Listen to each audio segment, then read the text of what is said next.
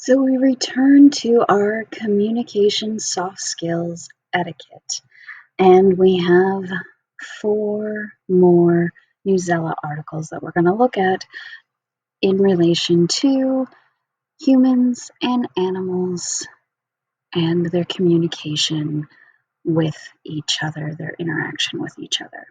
So these 4 articles were pushed out and are on the class stream that you can pull up.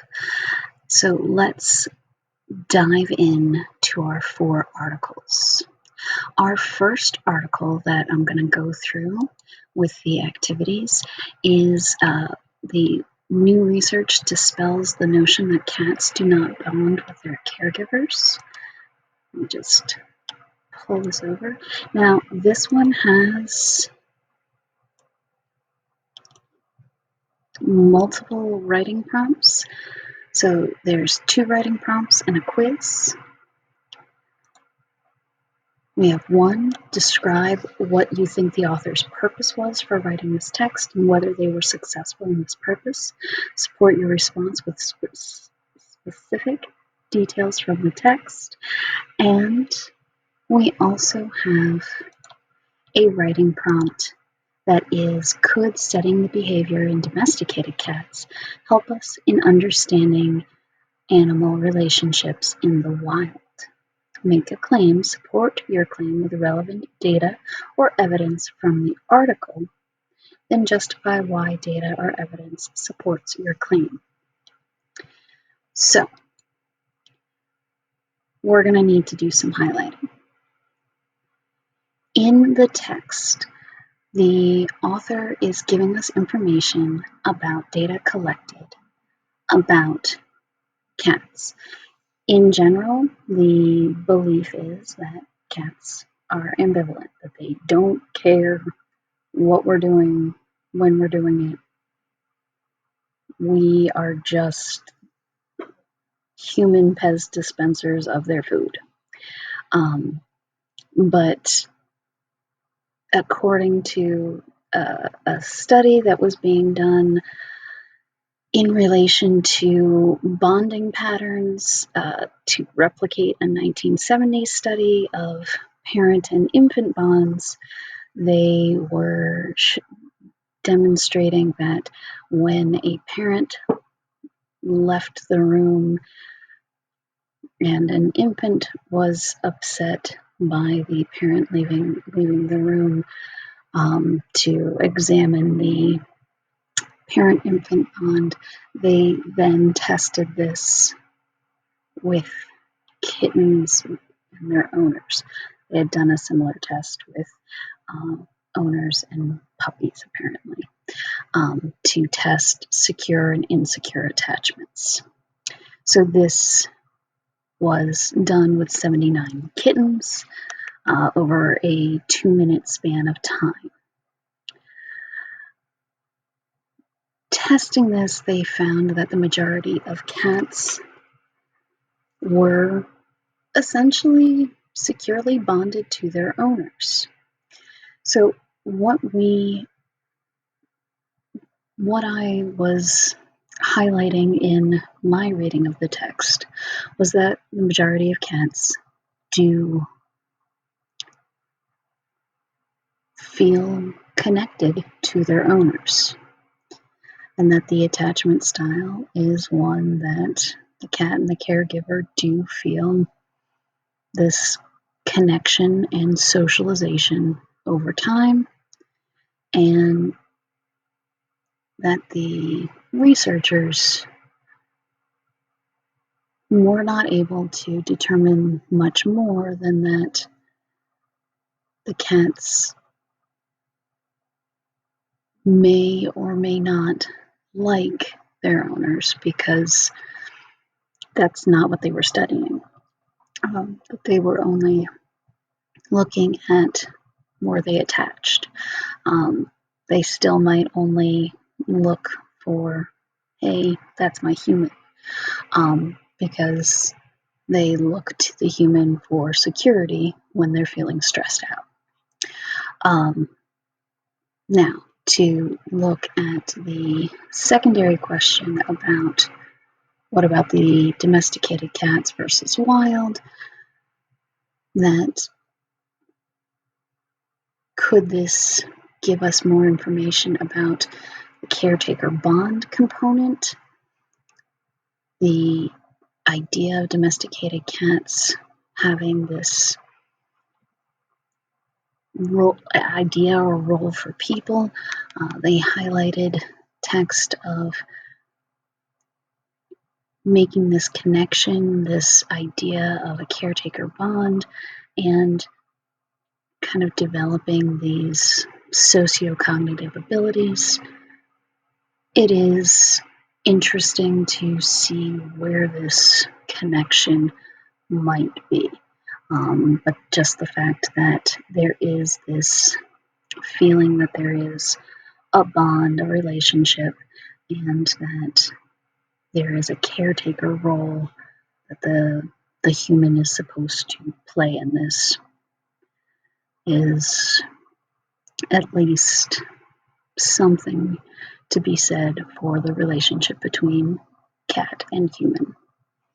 So those are the areas that I highlighted for the 2 questions and how I would respond to the 2 writing prompts. And then, of course, take the quiz. For the next article, we've got multiple questions, multiple writing prompts, and a quiz. So let's look at what our writing prompts are. This one is having trouble communicating, go talk to a horse, which, yes, that's a weird title. So our first writing prompt is write a short paragraph that explains the central idea of the article, using at least 2 details from the article to support your response. And the second writing prompt is, how does a horse's perspective skills affect its probability of successfully reproducing, make a claim, support your claim with evidence from the article, and explain why the evidence supports your claim.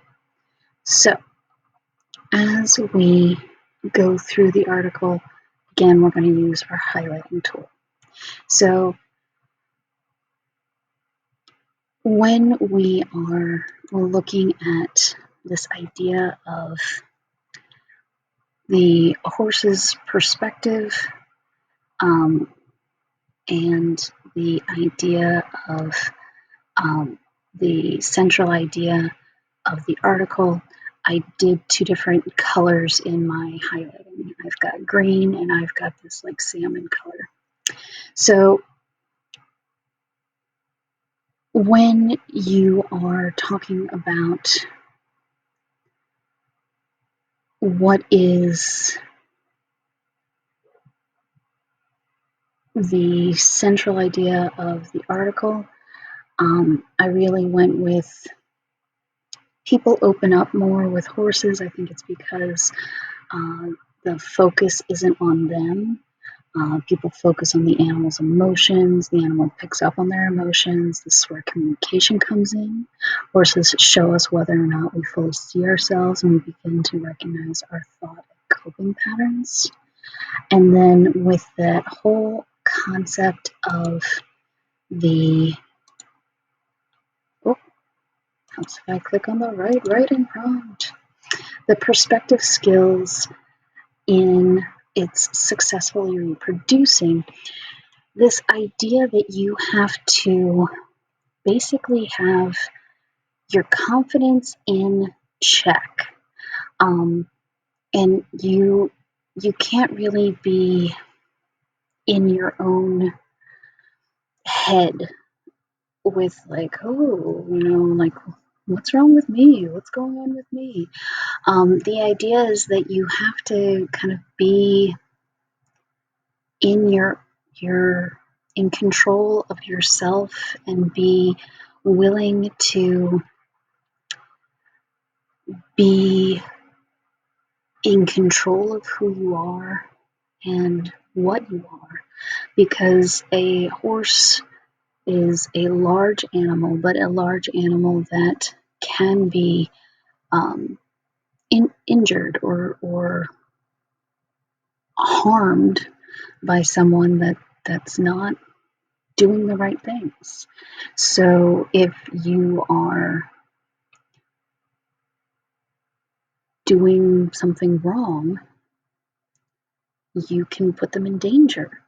They're an animal that can be harmed by someone that's making bad choices. So if you are putting them at risk, they're going to get the heck out of there. So you need to be you need to be confident in yourself, and this puts a lot of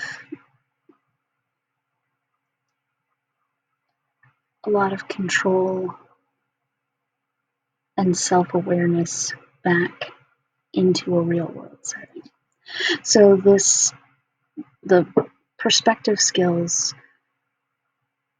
do limit a horse's ability to reproduce willy-nilly, but it also means that a horse is going to have better candidates because you're not going to have any old match. But it also means that if you're interacting with another horse or you're interacting with any other individual, whether it's a horse or a human, you're not going to be put in a dangerous situation because that perspective won't allow you to be around anyone that will put you in danger. So let's move on to our next article, The Magic of Llamas. So for the magic of llamas, let's move me over here so that I'm out of the way. We have a whole bunch of things. We've got 1, 2, 3 writing prompts and some power words. So for our first writing prompt, this one's a central idea writing prompt. For our next writing prompt, we have one, what are the benefits of llamas? And how has the Llama-palooza, a nice tongue twister there, changed the way that people think of llamas? And what might George Caldwell, clearly a figure in the article, have needed to consider before bringing llamas on campus? Support your claim with evidence from the article, then explain why the evidence supports your claim. Okay, so because there are 3 questions, I'm going to use multiple colors in my highlighting. And of course, because there are power words, I'm going to bring up a couple power words as I go through the article, but I'm not going to spend as much time as I did the other day when I was explaining the article. So this one is a really fun article. I hope you enjoy the heck out of it because it's super cute. And of course, llamas are adorable. So the benefit of llamas are going to be in green. The central idea I did in the salmon color, and the George Caldwell question I did in purple. So, benefits of llamas. When you're basically you feel less stressed around llamas, you're going to find solace when you're around llamas. They are soothing. They relieve stress. They were offered to comfort a high school where a student had died. And they're being described as being just a big dose of love. So lots and lots of praise for llamas. Central idea of the article, basically when you're around a llama, you feel very calm and at peace. That the llamas themselves are very social animals and that the relationship between llamas and humans is mutually beneficial. It relieves human stress, but the llamas get something back. They're getting these socialization skills, and being around other llamas and humans gives them the interaction that they need to be working animals, and it helps them be socialized in the modern working world and gives them something to do. And basically, that gives them a purpose. And then Caldwell, basically in relation to the Llama-palooza, he the event of bringing the llamas to campus was a pretty much on the down low event, and then it was put on Facebook, where a crap load of people learned about it, and then thousands showed up, and there were way more people than there were of llamas. So, whoops-a-daisy, we've got lots and lots of people that are showing up to hang out with llamas. And that might have been something that it would have been helpful to know ahead of time, and it got a little insane. So, probably would have been helpful to plan ahead. So, some of the words to check out here would maybe be solace. If you find solace in something, it makes you feel better or at peace. Maybe lauded. If someone or something is lauded, people are saying it is good. So don't forget to do your power words. It's a really simple way to get lots of points. And then take the quiz. Last up, we've got some awesome dogs. How far will a pet pup go to help out a human? Well, we've got 1, 2, 3 writing prompts, power words, and a quiz. And again, did different colors, and essentially and I apologize, we have a central idea question. We have a question of how would you put this in a different way, and whether it would be making it a visual thing, how would you make this reach a different audience, and what are some everyday problems that the dogs would respond to. And essentially, let's go through. So, and of course we have our power words. So one of the things that's important to understand is that a big part of this article is basing a whole bunch of research on the ideas of dogs being focused on helping humans and wanting to be extra helpful to humans when they're in distress, and measuring, is there a greater desire by dogs to help people in distress? So if we were to answer the secondary writing prompt under the social studies cue, it probably would be effective to use visual imagery or even video to convey some of this by using some of the information that was shown here or referenced here in the article with video clips from Lassie or Benji that reference the TV shows of rescue dogs. It also would have been helpful to show some of the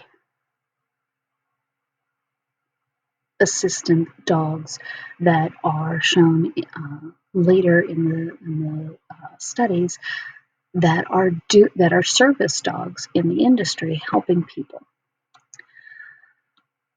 Now, to get into what's the main idea, well, canine empathy is something that is shown here to dogs will try to help and will go out of their way even if there are obstacles. And we see later that dogs and their people have nonverbal bonds, and they end up reading each other's signals. And essentially, that the adage that they are best friends is pretty strong.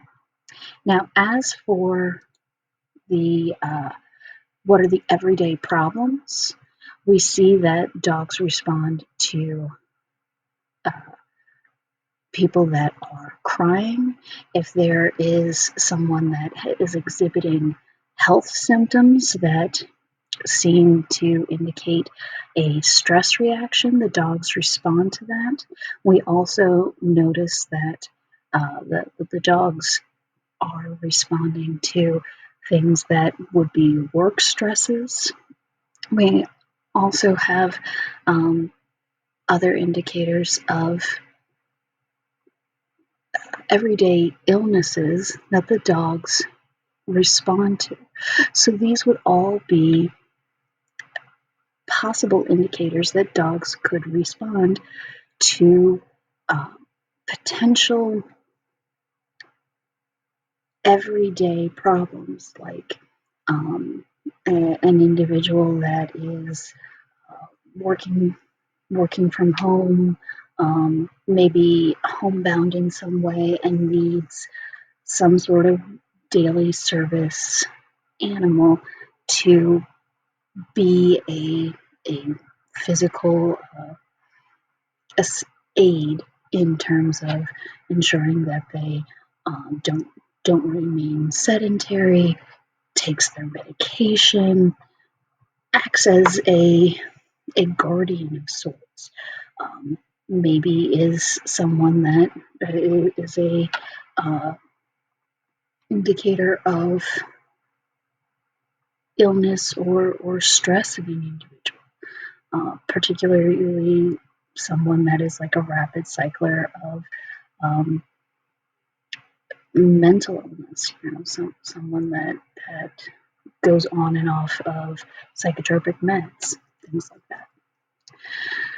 So some of the power words that are in here, we've got devise. If you devise something, you are coming up with a plan. Attuned. If you are attuned to something, you are aware of everything about it. So make sure that you answer all 3 prompts, do the power words, and take the quiz. So that is all 4 articles, and there will be another activity to follow this for tomorrow. Don't worry, I know that I don't expect you to get these all done today.